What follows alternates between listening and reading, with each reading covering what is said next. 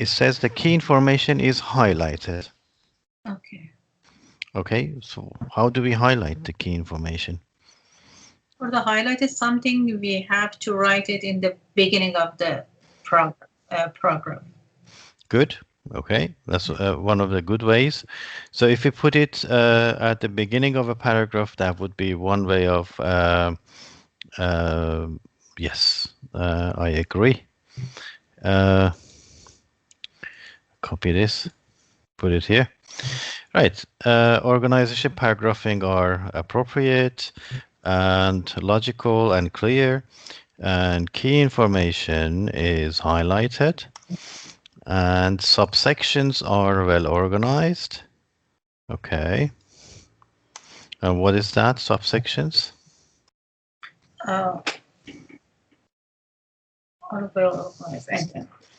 The document is well laid out. Okay. So, okay. Organization, paragraphing, logical, appropriate, logical, clear. And, right. Key information highlighted, as you said, we can put it at the beginning of a paragraph. Also, we can highlight it with giving it weight, with using words like it is essential, it is important, or most importantly, or with basically with a language marker. Subsections. What is subsections? Subsections, say document or the other more information about the things is important. Okay, we have a subsection here, which is this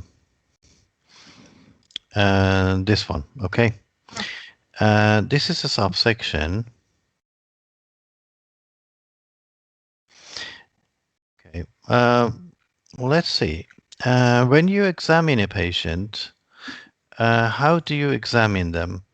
What do you do first? What do you do second? What do you do third? Okay.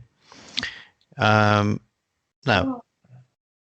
if we want to do it in a better way, we need to say on examination, his blood pressure was okay. Because it's a vital sign and it's the first things we examine. Okay, so that comes first. Yes. And then lung. Yep. And then ankle. So that would be a subsection. Okay. Now we could have lots of subsections. For example, if you want to talk about someone, you talk about their subjective signs first and then objective ones. For example, we say presented with dyspnea. Okay. And then we say BP was 150 over 100. Okay. And then we, after this, pulse rate, 80 per minute, regular. Okay. And then we say the other things. So if we're talking about auscultation, inspection, percussion, palpation, okay, which one do we say first? Based on the part in abdomen, the auscultations first, but yep. It's based on the organ that you examine. Okay. Yes. So abdomen is a is an exception, but usually it's inspection and then. And it's too hard. You know, I'm anesthesiologist. So inspection, yes. Percussion, palpation, yes. And that's the Mm. thing. Okay, so basically we need to have um, a logic, and everything needs to be logical. Okay, it says here, organization and paragraphing are appropriate, logical, and clear, and subsections are well organized. Okay. Also, the key information is highlighted, and the document is well laid out. Means it looks like a letter. Uh, okay. Uh, so paragraphing, we discussed something here up here about the key information, and if you agree that these are the key information in this case, okay. Yes. So what we can do is, in Mr. Zhu's situation, we can say this is one of the key information pieces he presented with uh, angina on exertion, and then his CCF was worsening, okay, and therefore we increased Lasix. Despite an initial improvement in symptoms, or there was an improvement in symptoms, but he showed ECG changes. Okay, so basically these could be each a paragraph because it's so important. We want to emphasize them. Okay, um, so that's and the logic says. What does the logic say? Uh, and basically, is it appropriate paragraphing? Is that okay if I paragraph these two or these two together? CCF was worsening, so I increased Lasix. Or I can say I increased Lasix, so there was improvement in the symptoms, okay? And therefore, then, but then there was ECG changes. This is how you look at the case, okay? That is your judgment. So if you think this is a better way, do this way, okay? So summarize it or organize it in this way. Okay, so basically there is no one way of writing a letter. Paragraphing is something which is your opinion and your judgment, Oh, and that is your logic. So the way you put them together, you have as long as you have a logic, that's fine. I see letters and I say, oh, yeah, that's a good logic. And that's something new which I have never thought about. Okay. And whether it is clear or not. Right. So the key information needs to be highlighted. And the subsections, it means each paragraph needs to be well organized. Now, whatever logic you have, that's fine. Uh, okay. Okay, we usually have two types of logic mostly. I mean, in not only two, but a lot of different ways, and chronological, chronological, and sometimes based on thematic. Okay, sometimes we can actually look at the chronology if something is significant chronologically. Basically, we say this happened first, this happened next. Okay, so or after 2 days, something like yeah, this. yeah. Chrono. So we can go with that way. We say because something is important to say. I mean, we want to emphasize this duration. Okay, so we say the first something happened, and then something else, then and then third. Okay, so if we want to emphasize that, then we can do that chronological, and sometimes it is totally appropriate. And in thematic, we forget about the time. We just put the concepts together. For example, we say all the findings. Okay, all the management plan. Okay.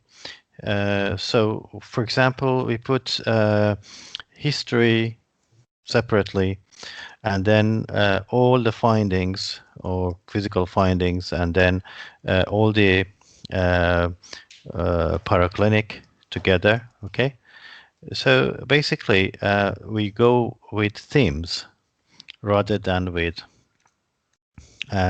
chronology. I'll give you an example. In this case, in Mr. Zoo, what we could have done was that we say, well, Mr. Zoo, in the last 2 weeks, Mr. Zoo has presented with angina exertion, and he has been managed with increasing Lasix. And despite an initial improvement, he has come back with ischemic changes. Okay, so I don't mention what it was at first and what it became later. I'm not talking about what happened each week or after each visit. So I put everything together, and I say his presentation. He has presented with um, these symptoms. This has been done. This has happened. So without any particular timing. Um, I just paragraphed these in different parts. I said, this is how he presented. This is what has been done. This is what has been gained. And now my problem is this. Okay. So that is something we call thematic. So based on the theme, but still it has a logic behind it, which is presentation and findings, what has been done and what has been gained. So that is a logic behind it. Okay. I have seen a lot of people do this, and they put, and sometimes this Rebecca Bush also does this, puts the medical history here. But I think that is actually totally inappropriate because what is most important comes first, and this is actually of secondary importance. It is not very important, and it's just good to know. So I will actually put it down here probably. Okay. So basically, I say the first thing I say is how he presented, and then what happened later, and then I say today he's getting worse. Actually, even after this, but basically, yeah, actually we don't have a good closing paragraph here. Uh, in any case, if we come down here and we decide, let's agree on something. How would you decide if you need to put a paragraph earlier than another one? Oh, it's based on the letter. It's the urgent referral. It's the last visit. It's the first paragraph. Mm-hmm. But it's a normal referral like this. It's Mm-hmm. it's the paragraph for initial visit and after that and after. Okay, one easy way is to put yourself in the reader's shoes and decide what you would like to hear first. Okay, so um, quite easy. Just put yourself instead of the cardiologist. Now, you're the cardiologist, I'm writing to you, and I say, okay, Dr. Uh, Isaacson, I would like to send you a patient. I wonder if you could help me with the further assessment and management. What would you like me to tell you now? You say, what's the case? What's the problem? So problem is ischemic heart disease. Yes, it's ischemic heart disease. Okay.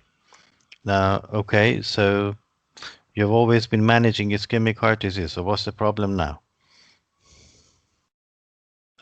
It's a But the problem is worsening of CCF.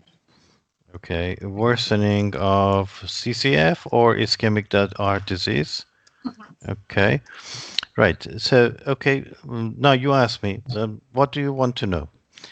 Um, for example, I call you and I say, you're in the ICU. I want to hospitalize a patient for you. And I say, okay, doctor, I have a patient I would like to send to you. Uh, you ask me your questions. Okay. Uh, how is he right now? Good. He's stable and his ECG is, he has some crepitations. Also, yes, his ECG shows changes, anterolateral ischemia. And after that, I ask about the medications Okay. and, Uh, okay. Medications. Okay. and the history. Which one first? Oh, medical. Okay. Past medical history and medications. Okay. No, no, medications after that medical history. Really? Mm, I Is guess. that which one is more important? Which one is more important? Medical history. Okay. Okay. So do you ask me why you want to hospitalize this patient? Yes, the first is worsening of CCF and IHD. Because of Mhm. this, you want to. Okay. So the So, first one you say why, okay, and then you say how is the patient now, okay? What is the situation? And then you say what other history, okay? And now دیگه چی؟ دیگه نمیگید که چرا الان. uh, it's because of worsening of CCF and IHD. Because Okay. of this, you want to transfer to ICU. Okay. Okay. So and then you say what would you expect me to do? Hmm? No, I have to decide it. Okay. Right. Okay. Good. Right. So as you can see, that is the way we can actually introduce a patient, and that is the way that you would prefer to hear. Okay. Now, if I say that, okay, this patient has a past medical history of this and that, and then you say, well, excuse me, why are you telling me this? Just tell me what the patient is. Okay. Yes. So, if you want to change this case to a different format, I would say, well, I'm calling to ask you to see this patient. This case is a worsening of angina, which has started from 2 weeks ago. His symptoms has been his CCF was worse. He was given it was his Lasix was increased despite an improvement in his shortness of breath and his CCF symptoms. His ECG is now worse. He has a history of this and that. He is known to have MI and he has hypertension, and then he takes these medications. And because of this, I would be grateful if you could see this patient and tell me what to do. What do you think? Yeah, it's a better way. Okay, so this, if you put yourself in the reader's shoes and then decide what you would like to hear, that is a better version. That would be what we say a logical way. Okay.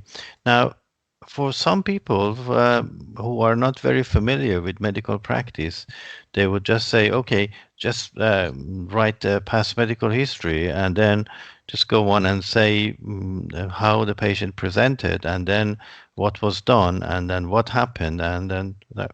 But that is actually not the case. That's not the proper way of doing this, okay? I don't want to make you too tired, but obviously, just touching on language, and and you can read these later if you print this for you and just go through. Then you will have a very good guide of what you want to do. The language features, which are spelling, punctuation, vocabulary, grammar, sentence structure, are accurate and they do not interfere with meaning. Okay, and minor slips in language is here is band 5. Okay, we had some minor slips in your writing, didn't we?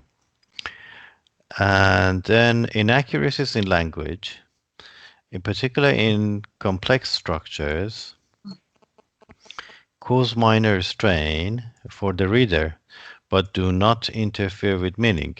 Okay. Inaccuracies in language cause considerable strain. Okay. Now, what does that mean? So, language is not that important for us. So basically, that's what it means. It means that we don't want to show a range of vocabulary and grammar. Okay, we don't need it here. And in fact, what we need is an accurate and proper meaning. Okay, um, if we go down here, you see, if we use complex structures and cause a strain, we don't get any marks for that. Actually, we lose marks because it goes to band 3. Okay, and you see there is no extra mark for complex structures here. It says it is accurate and it doesn't interfere with meaning. So accurate and not interfere with meaning. Okay, Yes. and that is so important because a lot of people want to actually show off the grammar. If you look at here, it says health professionals are concerned with linguistic features only to the extent that they facilitate or obstruct retrieval of information. And language is accurate, used appropriately, interferes with reading comprehension or speed. Okay, so please remember this. The only important point in language is this. So basically, we don't want too complex structures. Okay, and this, look at this only.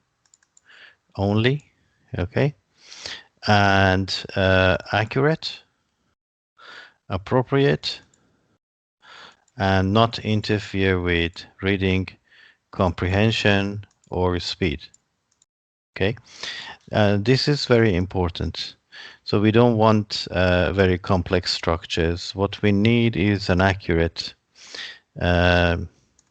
language. Okay, now if we come here, you see, well, we've got some um, evaluation and assessment. We need to look at that. Unfortunately, findings were unremarkable. Okay, that is the other thing. Multiplied. I multiplied his LASIX. What do you mean, multiplied? Multiply 2. I just multiply 2 because it's 40 and after that's 80. Yes. Multiplied by 2. By I 2. I multiplied his LASIX dose by 2. Okay. Uh, okay. Is there any better way of saying that? Yes. I increased Yes. or doubled. Okay. So on exertion, on exercise, okay, angina on exertion, right? Okay. So what I'm saying is, what we need is a simpler language, but the correct order. Okay. And okay, you know the difference between evaluation and assessment? Oh, no. I guess it's the same. It's a similar synonym. It's Are not. they? I guess. Assessment and evaluation. Okay, right. Well, evaluation comes from value, and it's I mean the root is it comes from value. Okay, and it means that to check the effects, check the effects of an intervention, for example, and to see how it has made a difference. Okay. Assessment is well means to have a close look and investigate. Okay, have a close look and investigate. Okay. Now, if I give you an example, say um, the educational uh, board is going to evaluate the recent hospital assessments or recent uh, final assessments. Okay. Right. What is that? Because they want to evaluate. They found the value Mm-hmm. of final Yep. assessment. Yes. Yep. Okay. So we do final assessments for medical students in the hospital, and the educational board is going to evaluate these assessments and to see whether they have an effective or not effective and how much value or weight they have. Okay, so that is the difference. So in a sense, we normally use assessment in medical terms. We say closer look. So we're referring this patient for further assessment, not for evaluation. Okay. Yeah. Uh, okay. Right. So now we have a map, don't we? Uh, Now we have a map of what we're going to do. Okay. So if we go back here, so there are things that we don't want to do because, we don't want this because this actually makes us lose marks. Okay. So if you go down here, these are the things you have to avoid. Okay. So this is your guide. This tells you what to do. And don't listen to other people. Don't listen to what it's written in the, what is that, 400 something, okay? And Yes. don't listen to people on the groups, okay? This is, this tells you what to do. So if you want to get this mark, you need to do these. And if you want to avoid going down, you need to look at these and avoid those mistakes, okay? And so that is the plan, okay? Yes. Uh, right, okay. Okay,